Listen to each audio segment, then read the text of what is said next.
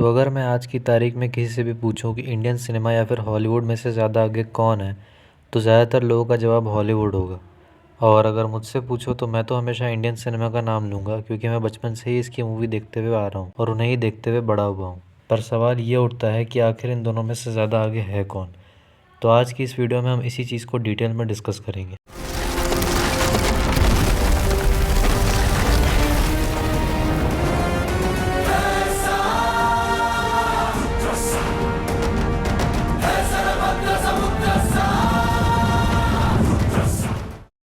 तो सबसे पहले बात कर लेते हैं टिकट सेल्स के बारे में। तो टिकट सेल्स के मामले में मेजरली हॉलीवुड इंडियन सिनेमा से आगे रहा है, लेकिन एक साल ऐसा भी था जब इंडियन सिनेमा ने हॉलीवुड से ज़्यादा टिकट बेचे थे, और वो भी थोड़े बहुत नहीं। इंडियन सिनेमा ने हॉलीवुड को बहुत ही बड़े मार्जिन से टिकट सेल्स के मामले में हराया था।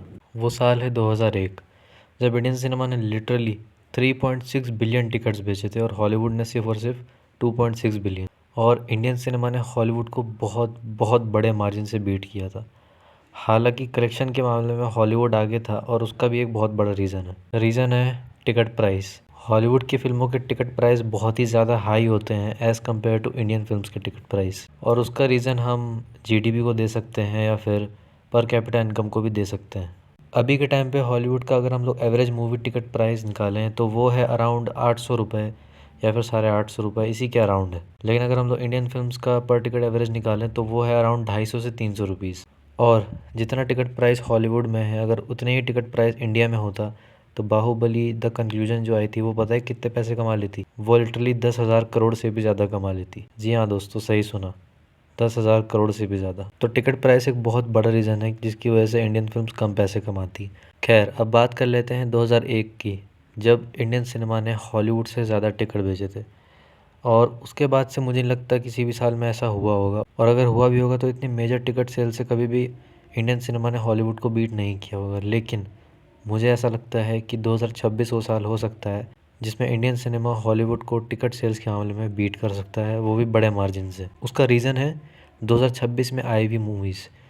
और जो IMDb ने मोस्ट अवेटेड मूवीज़ की लिस्ट निकाली थी, उसे देख के लग रहा था कि टॉप 10 में जितनी भी फिल्में हैं सबके अंदर 1000 करोड़ कमाने का पोटेंशियल है। जहां अगर मेरी टॉप 5 की लिस्ट देखोगे तो मैं 5th नंबर पे बैटल ऑफ गलवान को रखूँगा, जो कि सिर्फ सलमान खान के दम पे 5th नंबर पे। और 4th में मैं थलापति 69 या फिर जननायकन को रखूँगा, और ये थलापति विजय की लास्ट फिल्म होगी जिसकी वजह से इसकी मैसिव हाइप है। 3rd नंबर पे मैं टॉक्सिक को रखूँगा, क्योंकि KGF के बाद से रॉकिंग स्टार यश की बहुत ज़्यादा हाइप है, तो ये फिल्म 3rd नंबर पे होना डिज़र्व भी करती है। और साथ ही साथ मैंने सुना था कि जो 20th सेंचुरी फॉक्स का स्टूडियो है वो भी इसे बनाने में इन्वॉल्व है, जो कि इसे पैन वर्ल्ड टच देगा। और 2nd नंबर पे मैं शाहरुख खान की किंग को रखूँगा, क्योंकि वो इतने बड़े स्टार हैं कि उनकी फिल्में 2nd या 1st पे भी होना डिज़र्व करती, लेकिन 1st पे रामायणा ज़्यादा सूट करेगी क्योंकि वो एक प्रॉपर पैन वर्ल्ड फिल्म है। और इसके बारे में तो ये भी न्यूज़ आई थी कि इसे 40 से भी ज़्यादा लैंग्वेजेस में डब किया जाएगा। इसे नितेश तिवारी डायरेक्ट करेंगे, और इसका VFX का काम DNEG, जिन्होंने ड्यून को VFX दिया था, उसने संभाला है। और अगर इन पांचों मूवीज़ को हम हटा भी दें तो NTR नील, जेलर 2, राजा साहब, पेड्डी, लव एंड वॉर और प्रभास की फौजी, जो कि 2026 में आ सकती है। और अभी जो धुरंधर आ रही है उसकी कुछ कुछ न्यूज़ेस बाहर आई हैं कि ये 2 पार्ट की फ़िल्म होगी। इसका पहला पार्ट दिसंबर में आएगा 2025 में, और दूसरा पार्ट जून 2026 में आएगा।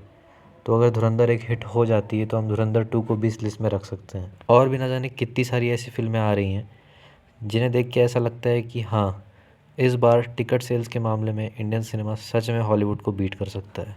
और ऐसा नहीं कि हॉलीवुड से बड़ी फिल्में नहीं आ रही हैं, हॉलीवुड से भी डूम्सडे और स्पाइडरमैन नो वे होम और ओडिसी जैसी फिल्में आ रही हैं।